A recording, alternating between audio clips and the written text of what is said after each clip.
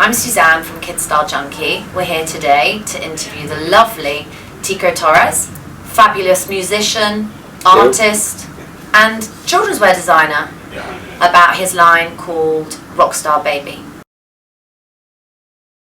I grew up with it. My grandmother made all my clothing, stage clothing, 60s, 70s, 80s, and a little bit of the 90s. I used to cut the patterns with her, and we used to design them. So everything I wore on stage was designed by me and my grandmother. So it's not that far removed. I start my own line. That's incredible. So one thing that I come across a lot in what I do is that a lot of parents complain that there's just not a lot out there for boys. Correct. You've obviously got your son Hector. Is that what inspired you to, create this line? Well, it's part of it. It's part of it. What really excited me to do the line was I went, when you have friends in other bands and even my band and stuff like that were having children, and there's nothing you could find that besides pink. That was and blue. cool. And a lot of pink and blue. Yeah, pink and blue, yes. And I didn't think the stuff was reminiscent of what I want to give as my impression as a gift. Yeah. So I decided to start a line. So does your son have any input into what you designed? Do you show it to him? Yeah, I do, and he's brutally honest, and I love that. He said, I like that, or hates it. And I take a cue off that, and I think kids at that age especially, they know exactly what they want to wear, and they're very hip. But I was going to ask you about that. Does he dress rock, or what's his style? No, I wouldn't say he dresses rock, but he knows what he wants to wear. He'll pick out a few of my shirts and put them on. He likes them, but he puts it on because he likes them. It's cool. Makes him feel good. Yeah. Makes him feel a little different, than wearing the white T-shirt, from just a plain white T-shirt, for instance. I agree. It does give them as we confidence. Do. As we do. It's you put on a tuxedo, you feel like elegant. You're going to go gamble like 007 or go to a wedding, but you do feel different. Yeah. And I think children, when they get older, are that way. The line 0 to 6, Rockstar Baby, the parent buys for the children, reminiscent of their style. And I want to make it man-friendly. I want to be able to say, grandparent or father can go out and pick some stuff for his daughter and son that he thinks is cool. Do you think Princess Kate will go for any of these? I think for the so. baby? Absolutely. You're going to be sending her some things? We're going to send the gift, of course. I'm a big fan of the Queen. Back to your son and his clothes. Does he wear what we call high street brands, which are sort of more mainstream brands like Gap and that sort of thing? What brands does he like? Yeah, obviously, he likes more eclectic stuff.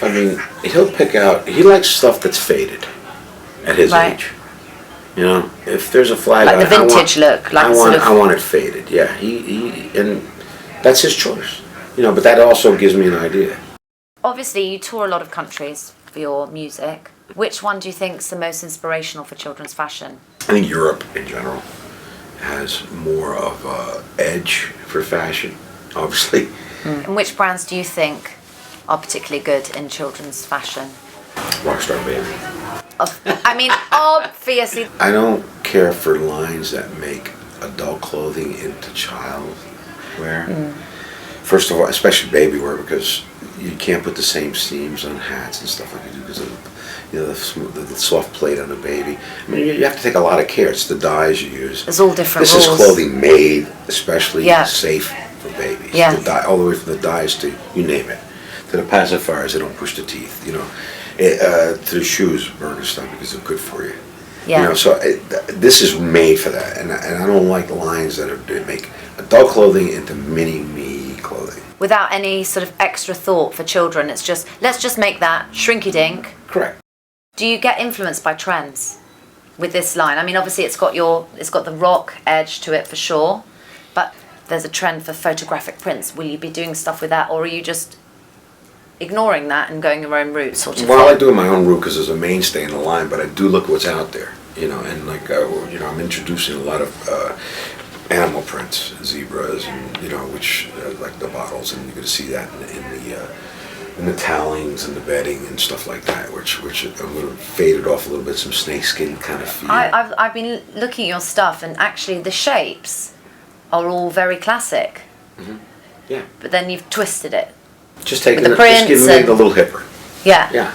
So being an artist as well as a musician, Do you think there's enough done in today's schools to encourage the arts? Arts used to be pushed quite a bit, and they had a forerunning in education, art, music, and creativity. It's been pushed back. I know in the United States it has almost all off some school rosters completely, and I think that's happening all over the world. The problem with that is people think that academically they need to do all this academic stuff, and that's going to bolster creativity. No, wrong. You have to bolster creativity through music, art, writing, anything like that's creative.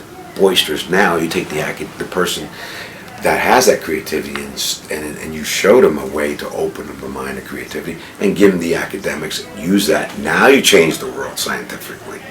On my own, I try to, show my son as much art and music as possible. Could you take me through a few of your favourite pieces from the collection and why? These are made for those who do use pacifiers. Some children don't. They won't push out the teeth. They're made especially for the palate. They were designed by a German orthodontist, I understand. BPA free. Complete. Yeah. Complete. It's lovely. I think I quite want to have one in my mouth because it's so cool. Is it quite gift-led, would you say? Without a doubt. Right. Without a doubt. No, this is our new one, new design. So, what's been your greatest challenge with Rockstar Baby? I think it's finding the right people to work with. Have you made any mistakes with this line? Made a lot of mistakes, sure. If I never made mistakes, I wouldn't be very smart. But yeah, and even in certain things of design, and it just didn't work.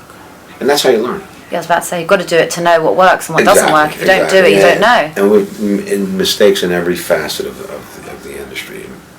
And one thing I did not make a mistake on was to make sure that's safe and good for children and babies. Have you got any scoops for us? Any exclusive scoops? We like a scoop. Scoop. Let's think about this. Other than going to 12 years old. That's very cool. That's I've heard about jewellery. Yes, line. we've done jewelry in the past, and we're doing it Yeah. again. And we also extend the line a little bit in jewelry with doing. We would have this in solid silver, the caps, and clip-ons for silver, because you really want to give a really nice gift. I came up with some concepts right now that some stuff that we do with, as Latin, being Cuban, that we do for babies, and it's almost like little pendants with different stones, and it's done in gold, and we're doing a rose gold. That's something that you give to your child and baby, but also they pass it on. It's an heirloom. Yes. An heirloom. Yeah. And something for the men, which is going to be a surprise. Something for the daddies, and something for the mommies. My slogan is every baby's a star, and I treat them like a star. So in other words, their clothing should be reminiscent of what they are. You don't know if your child's going to be Prime Minister. I'm hoping mine will be. The greatest artist in the world. Yeah. Musician, whatever. But every baby's a star. You don't know. So treat them that way right from the beginning.